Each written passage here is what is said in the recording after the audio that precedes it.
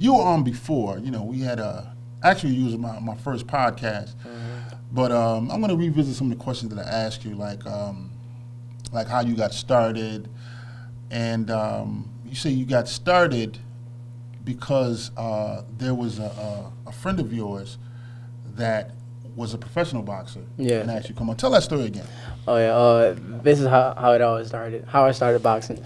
So I was just walking like because I used to live in the West Side, up and down West Ferry, and then I spotted a boxing gym, and I seen like kids going in and out the door. I'm like, wait, what are they doing in there? So I peeked my head through. I just seen like little kids sparring. I was like, man, I'm scared of these kids. They might knock me out. So then I walked out, and then this guy who was a professional boxer, his name is Inja Jaho. We went to the same church, and then he was like, he's a professional boxer. I told him I box too. I was just lying, just start a conversation with him. So he was like, where at? So I told him West Ferry. He said that's where I train at. He said, so you got busted in the lie. I lied. I lied. Okay. So he was That's like, all right. That's all right. So he was like, how come I never saw you there? I'm like, I never seen you. I go there like twice a week, like 3 times a week. He said, well, I'm there every day. So I was like, well, you'll see me tomorrow because it was a Sunday. So then I peeked my head through again the next day, and then Hector, who was the original owner of the Buffalo PL. Yeah, he was director. Yeah. Hector Alejandro. Alejandro. What's he doing? Right now he's training Wilfredo. Oh, yeah, Wilfredo Gomez? I think his last name is Gomez. No, I don't. He's a pro. He's a pro, yes. He's a pro. Yes. It might not be Gomez. It might be Gomez. Wilfredo. Yeah. Hector Alejandro. He's Correct. been around for quite a while. He's coached and trained some of the best fighters we've had in this area. Hector Alejandro. Good dude. Yeah. Okay, go ahead with your story. So I picked my head through, and then Hector saw me. He was like, you need help? You want an application? I was like, yeah. So I got the application. I was trying to, I was getting ready to sign. He said, nah, you got to have your parents' approval to do it. So I went back home. Okay, I know where you're going with this. We don't want to put that out there again. Yeah, I know. Yeah, again. Yeah, you're right.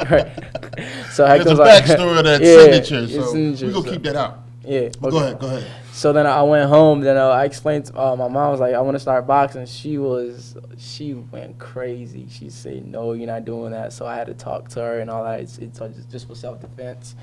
And then she agreed with it because my brother Antoine and Rudy was like, yeah, just let them box, And then now you were first before. Yeah, I started Antoine. before them. I started before all of them. So then I got the application. Then I handed in, and then I started going around the ropes. Then I saw Angie. He just started laughing. He was like, "It's your first day here?" I was like, "Yeah." Oh, so you had to reveal. Yeah, and I just told him, "Yeah, it's my first day here." Then from there on out, I started training with Hector, and Angie show me a few things here and there. Okay. From there, that's where it all started. Was at the West Side Boxing, West Side PL. West Side PAL. Yes. Police Athletic League. They're still around. They're still there. I don't know exactly where their gym is now, but they have a beautiful gym I saw online. Yeah. But the PAL, the Police Athletic League Boxing Club, is a alternative to, is a choice of gyms. And who's over there now? Now it's no longer called the West Side PL. It's on West Side Boxing now, and Jerry and his father owns it now. Okay, Jerry and Jerry Diaz. Yeah, and Ricky Diaz owns it. And Ricky Diaz, who's also a legend. Ricky Diaz has trained some good guys, Very good guys. Mm-hmm. Now Jerry, he's you was with him for a while. Yeah, for years. You had a few coaches. Yeah, I did. Let me see. There was Jerry. Correct. Then after Jerry, you went to, was it Teddy you went to after Teddy. Jerry? Yeah, Ted. Okay. When I interviewed Joe Reed, we spoke about Teddy Hampton. Right. He was in a car accident, and he had passed away.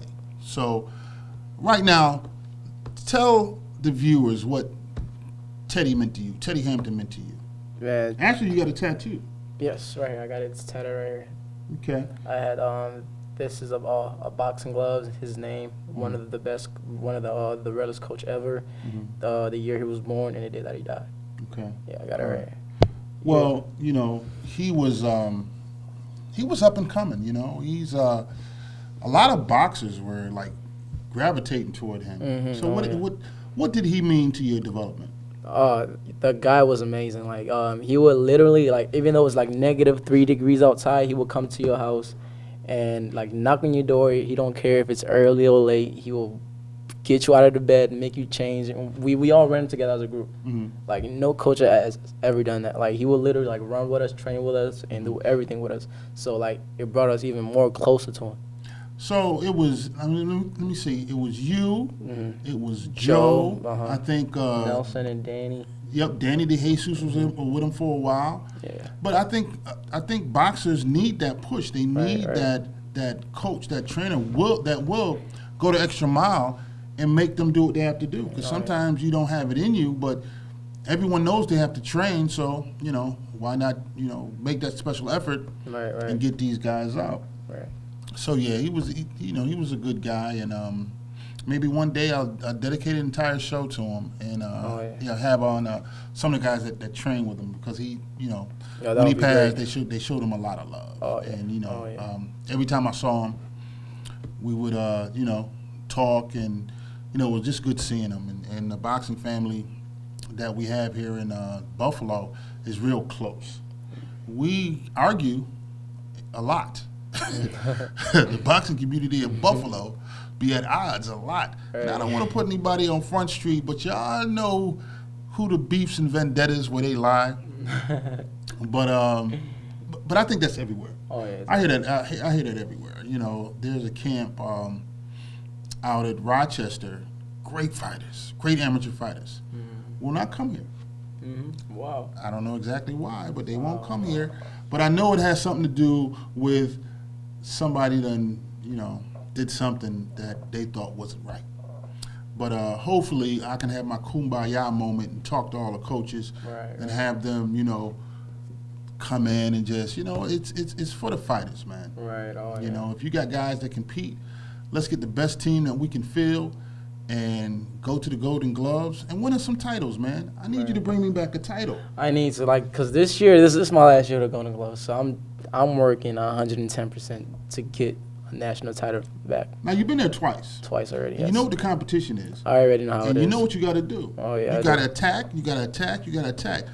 One of the fights I seen you in to do was scared of you. I know. He was scared of you, but you was on your counterpunch thing. Yeah, I thought I had it well, because I was just too relaxed. Because I was listening to, I don't know what, I think I was listening to Justin Bieber or something like that. Because you. What I can't remember. You did look good in the ring, though. I did. I was just too. I was too relaxed. Good. I was too relaxed. But man, you got to be a killer in there. Yeah, man. you do. You got to be a killer, especially at the glove, because they let you fight. Right. You got to be a killer, but I want one of them belts. I see these kids, I see them dudes out there, and they get awarded the belts, and then we in the stands during the finals, watching everybody else fight. We're gonna do things different this year, and I don't want to let the cat out of the bag, but things are gonna be different this year for the Golden Gloves, because we got some guys coming out that took some time off, but they still got that fire in them. Oh yeah.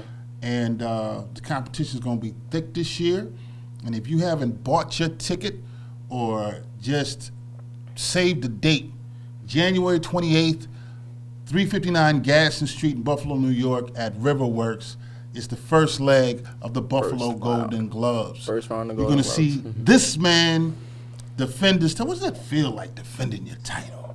You walked around a whole year as the 132-pound king. And there's a lot of pressure, though, because I've seen guys that been champion and lose in the first round. How bad that hurts. I know it's a burning feeling in the inside. So that's not gonna happen to me. Does that drive you? It drives you. When you train, you think about that? Oh yeah, like every time I train, like I tell myself, nobody can beat you. Keep pushing yourself. Keep pushing yourself. And like one quote that always pushes me is, I train my mind and my body will follow. Like whenever I get tired, I just keep repeating that over and over again in my head, and that gives me an extra boost right there. Oh, that's your mantra.